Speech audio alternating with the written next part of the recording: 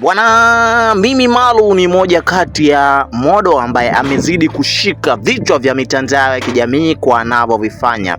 Lakini sasa mwanadada Diva the Boss ameamua kulivalia njuga na kumsema anachokifanya hichi si kizuri, kwa sababu hapo juzi alifanya tukio ambalo liliwashangaza wengi, kuvaa nguo ambazo kiasi cha kwamba nywele za ndani zikaonekana. Oh my God, that is not good for this girl.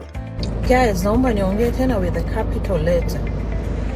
Tena naongea kwa sababu nampenda huyo Malu.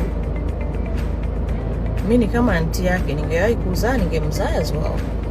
Sawa, she is very young.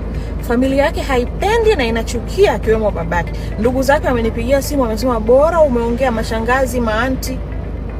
Hatupendi, tunachukia. Nimeona simu ya Room of Jeans. My brother, out of respect, acha kuruin maisha ya mtoto. She is very young. Anaweza kuwa modo bora, anaweza kufanya vlog, anaweza kuwa brand ambassador mzuri kuliko hivyo unavyomfanyia mtoto wa watu. Nguo ya ndani inaonekana, yani amevaa ile nguo ya ndani, nywele za siri za ndani zinaonekana. Angekuwa mwanao, dada yako, mkeo, mama yako, aunti yako, ungeruhusu?